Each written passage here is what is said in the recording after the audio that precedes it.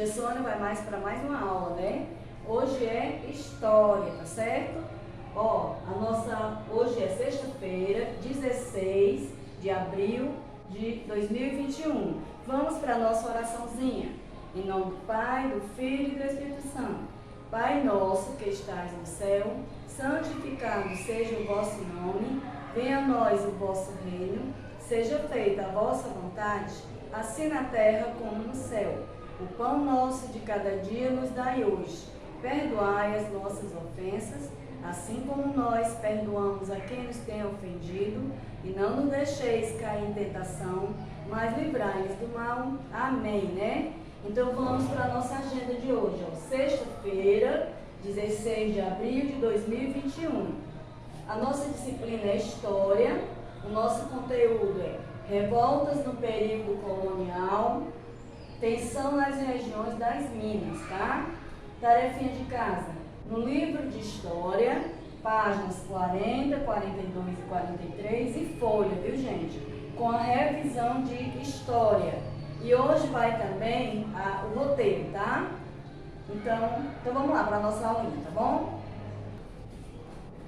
Sim, gente, ó, para a nossa aula de História, né, nós vamos falar sobre a revolta. Ixi, botei errado aqui, ó. Revolta no período colonial, tá certo? Vocês peguem lá o livro para me acompanhar e, se possível, vão sublinhando as mesmas coisas que eu estou sublinhando, tá bom? Então vamos lá, ó. Revoltas do período colonial, tá? O governo português, ele procurava ter o controle de diversas atividades na colônia, tá certo? Sobretudo quando ela gerava o quê? Riquezas, né? Onde a produção de açúcar, o comércio e a mineração, esse controle provocou muitos o quê? Conflitos entre eles, né? Nós estamos vendo aqui o quê? Ó, é uma barra de ouro, proveniente da fundição Vila Rica, lá em Minas Gerais, tá certo? Vamos ver a tensão na região das Minas. Ó, no início do século XVIII, a notícia da descoberta de ouro no interior do Brasil se espalhou rapidamente e muitas pessoas partiram para a região das Minas, não é mesmo? Em busca de quê? De riquezas, o que fez com que a população da região crescesse rapidamente, né? Contudo, os bandeirantes paulistas não aceitavam que pessoas de outros lugares explorassem as riquezas encontradas por eles, né? Isso gerou um grande conflito, conhecido como Guerra dos Emboabas, tá? Guerras dos Emboabas, ó, sublinha aí que a tia não sublinhou, né? Que durou de 1707 a 1709 e terminou com a derrota dos paulistas, que seguiram a busca por ouro em outras regiões, certo? Mais tarde, no ano de 1720, uma revolta começou em Vila Rica, né, atual Ouro Preto. Depois que o governo português promoveu a instalação das casas de fundição, né, estabelecimentos responsáveis por arrecadar parte de todo o ouro que circulava na colônia, certo? De todo o ouro explorado nas minas, o colono deveria dar a quinta parte ao governo português. Essa cobrança gerou a revolta de diversos colonos. Eles se reuniram para acabar, né, dar o fim da casa de fundição, tá? Ó, exigiram, né, o fim das casas de fundição e a diminuição de outras cobranças, certo? O governo português não atendeu aos pedidos dos colonos, ainda prendeu alguns de seus membros, com destaque para Felipe dos Santos, né, que foi condenado à morte. Por esse motivo, o movimento conhecido como Revolta de Vila Rica também é chamado de Revolta de Felipe dos Santos. Olha, o que a gente vê aqui? A gente está vendo aqui um óleo, né? Uma pintura, certo? É onde tem um momento que Felipe dos Santos é condenado à morte, ó, pelo conde de Assumar, né? Assumar, governador da região das Minas. Ó, não sei nem que eu bem aqui, né? No caso, certo? Então vamos agora para a conjuração mineira, tá bom? Sim, gente, ó, vamos ver a conjuração mineira, né? O que foi isso, tá certo? Ó, a extração de ouro na capitania de Minas Gerais foi tão intensa que, né, na segunda metade do século XVIII, as reservas foram se esgotando e sofreram uma grande redução, quer dizer, diminuiu, né? Com isso, os colonos passaram a ter cada vez mais dificuldade em pagar os impostos cobrados pelo governo, né, português. A situação se agravou a partir de 1751, tá? Quando o governo português instituiu uma cobrança anual de no mínimo 1.500 quilos de ouro. Caso essa quantidade não fosse alcançada, poderia ser decretada a derrama, ou seja, uma cobrança forçada de impostos, né, em que os funcionários do governo eles poderiam tomar os bens dos colonos, ou seja, casa, imóveis, né, escravos e objetos pessoais. Insatisfeito com essa cobrança, um grupo de habitantes da Vila Rica começou a planejar uma revolta contra o governo. Claro, né, muita pressão, as pessoas vão se revoltando, né, gente? Que ficou conhecida posteriormente como Conjuração Mineira, né?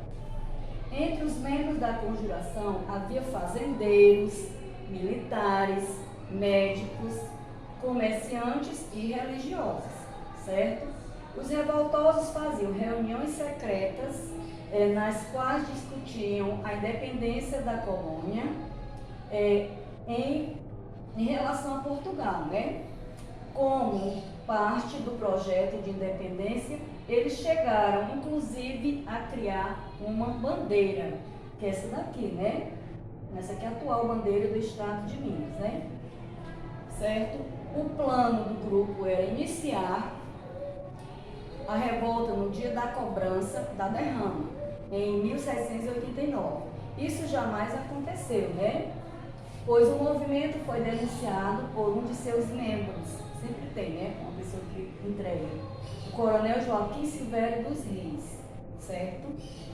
E aqui é uma bandeira, a atual bandeira do estado de Minas Gerais, né? Que ela foi inspirada no que foi imaginado pelos participantes da Conjuração Mineira, né? A cobrança da derrama foi, né, gente? Foi suspensa para que a população não se revoltasse, tá certo? E muitos dos rebeldes foram presos, entre as quais o militar Joaquim José da Silva Xavier, que é o chamado Tiradentes. Vocês já ouviram falar, né, dele? Ele foi condenado à morte, né? Tiradentes foi preso no Rio de Janeiro, onde havia ido buscar apoio para o movimento. Depois de preso, foi julgado e condenado à morte, né? No dia 21 de abril de 1792. O objetivo dessa punição tão severa era desencorajar outras pessoas, né, a se rebelar contra o governo português. Muito tempo depois, Tiradentes passou a ser considerado um símbolo da luta contra a dominação portuguesa na colônia. Tá aqui ele sendo enforcado.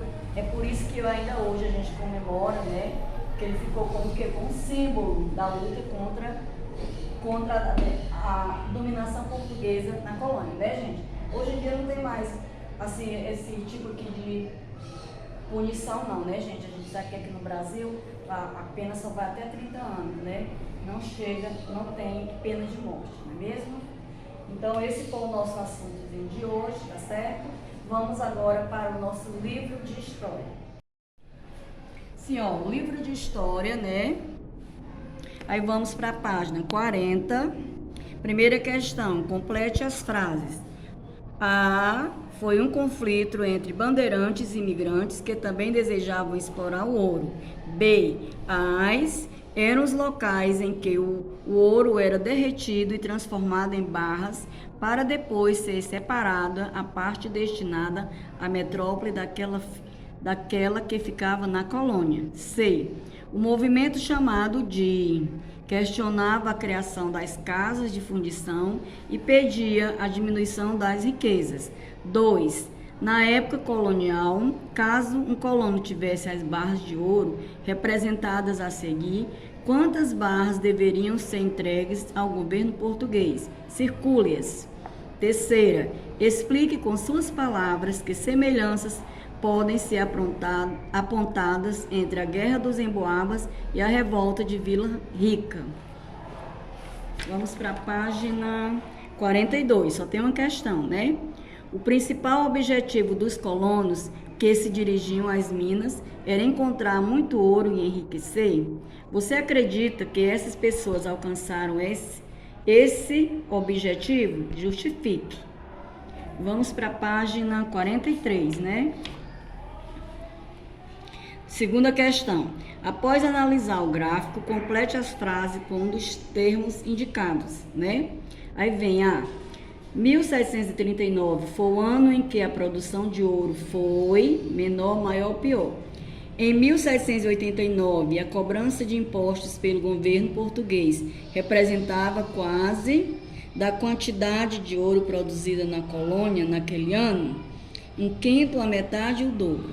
Terceira, que motivos levaram à formação de um grupo de conspiração contra o governo português, né? Certo? E vai até aqui, a gente tem agora a folhinha, né, gente? Hoje vai também a folha da revisão de história, tá? Que são o quê? 19 questão. Primeira, o que a história investiga? 2. Precisamos de quê para conhecer o passado e saber como viveram nossos antepassados? 3. Qual o trabalho do historiador? 4. Como o historiador estuda o passado? 5. Como podem ser classificadas as fontes históricas? 6. Quais são as fontes escritas? 7. Cite algumas fontes materiais. 8. Quais são as fontes visuais e orais? 9. O que é arqueologia? 10. O que são sítios arqueológicos? 11. Como foram marcados os primeiros anos de colonização portuguesa? 12. Os portugueses preocupavam-se com o quê? 13. O que foi o Tratado de Tordesilhas? 14. Qual região os franceses ocuparam e o que eles fundaram? 15. Quais as populações indígenas que os franceses uniram-se? 16. O que os franceses organizaram em 1612? 17. Qual a atividade econômica mais praticada no início da colonização do Brasil? E a 18. Em que ano os holandeses voltaram a ocupar áreas coloniais portuguesas? 19. O que foi a revolta que ficou conhecida como Insurreição Pernambucana? Então essa é a nossa revisão que vai hoje, né, gente? As revisões já estão aqui na escola, como roteiro. Vocês já podem pedir a mãe de vocês para pegarem, tá? E as provas, né, a partir de segunda-feira a gente começa, né, a dar as outras revisões. Então assim, gente, vocês estão me devendo aí do trabalho. Não esqueça de fazer o trabalho e me mandar o vídeo. Tem muita gente aí que ainda não me fez, tá bom? E um ótimo final de semana para vocês, tá? Espero que vocês fiquem bem. E um beijinho no coração, fiquem com Deus, tá? Tchau!